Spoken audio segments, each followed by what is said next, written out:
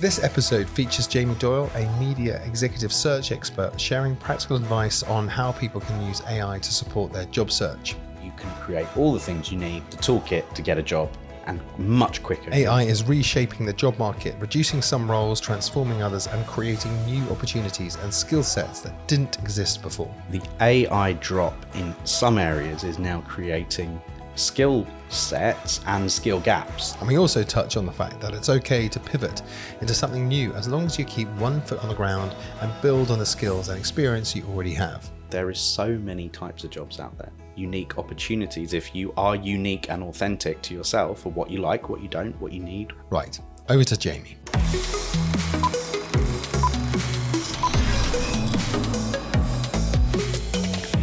Well, I've had about 20 years of quite a diverse career. I started as an actor. So my media world was actors, writers, musicians, very fun people, creatives. I run the media practice at PSD, which is around a 70 consultant company with back office and support. And I spend my day working around what you would call executive search. So there's recruitment, which is contingent or retained pieces of work projects, contractors, tech people, creatives across banking, finance, property, retail, sports companies, and of course media. If AI is already changing areas of filmmaking, what is the overall effect on the wider job market? There is a percentile drop of talent, not just media practice, due to AI.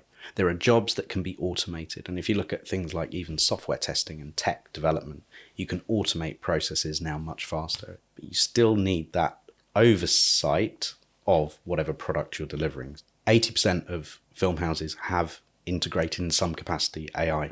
And I think that the AI drop in some areas is now creating skill sets and skill gaps. So if AI is creating new skills and new opportunities, where are they appearing in filmmaking? So in pre-production, helping filmmakers research ideas, develop scripts, generate storyboards, and create shot lists. Production, supporting virtual production, intelligent camera systems and smarter on-set workflows. In post-production, it's helping with transcription, sound cleanup and visual effects. And in distribution, helping content reach the right audiences more effectively. These aren't future possibilities, they're tools already being used today. But for now, let's get back to Jamie and some practical ways AI can help you find your next opportunity.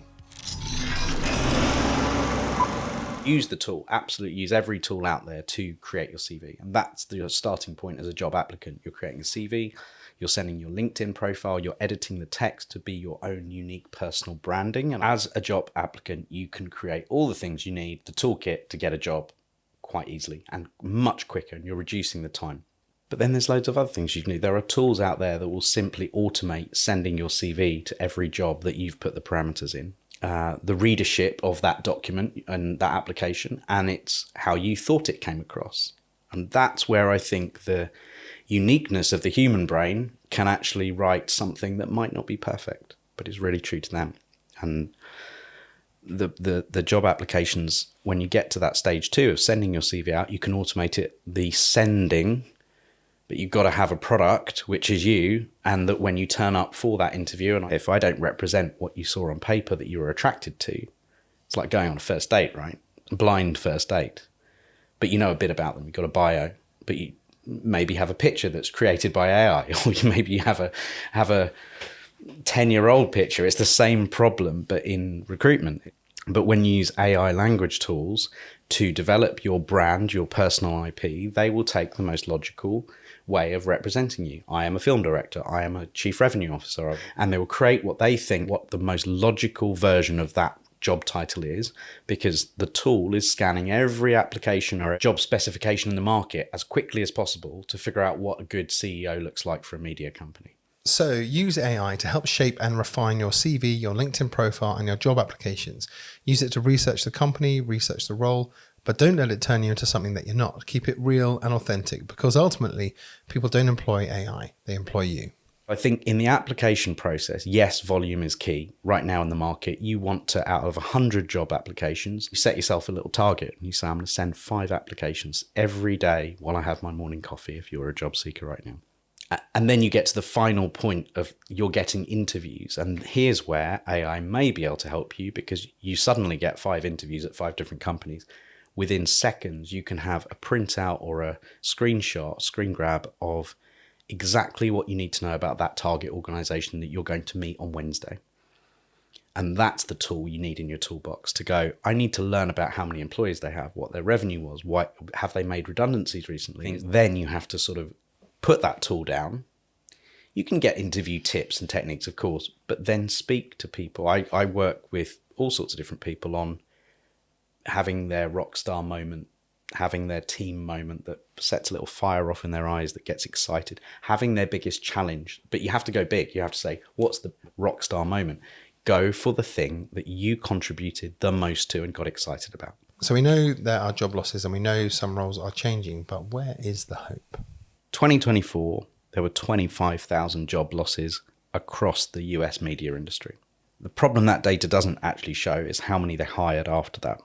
So we've seen, I'll talk about one specific client. We saw 200 redundancies over a 3-year period, but they've started hiring a lot of different people in different skill sets. So AI is creating new job opportunities. And in my world of film and content creation, we're seeing everything from creative producers working alongside AI tools to virtual production specialists and AI-enabled post-production workflows. Parts of the filmmaking process are beginning to evolve. New roles are emerging, existing roles are expanding, and many filmmakers are simply adding new skills to the crafts they already have.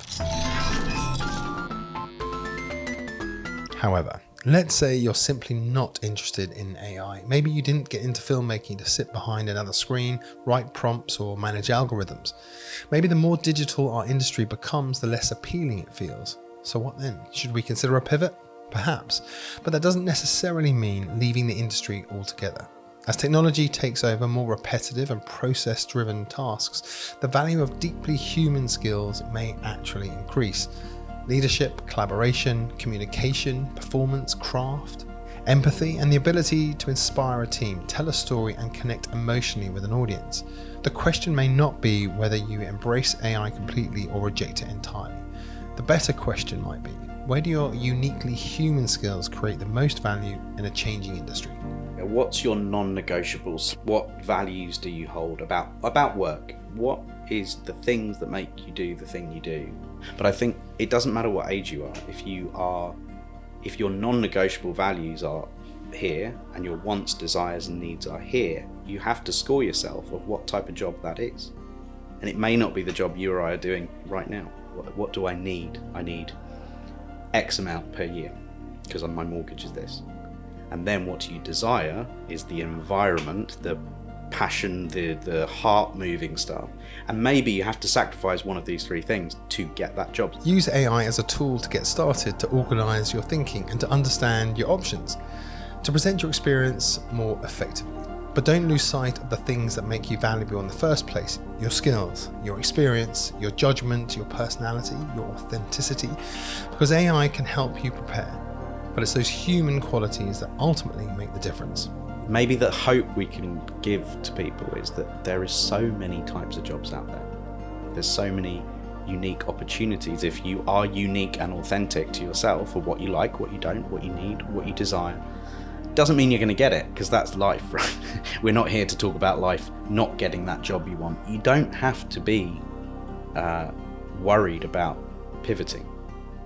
I think as long as it's linked to you wanting to do something, and if it's a value that you've got, I want to work in this location, I need this amount of money, and I desire to work in a cool tech company, well, find the nearest tech company to that location and apply. Then send your LinkedIn profile, connect with everybody at that company that might be of relevance. If you're seeking a job in a specific skill set, connect with the person most senior at that company with that skill set.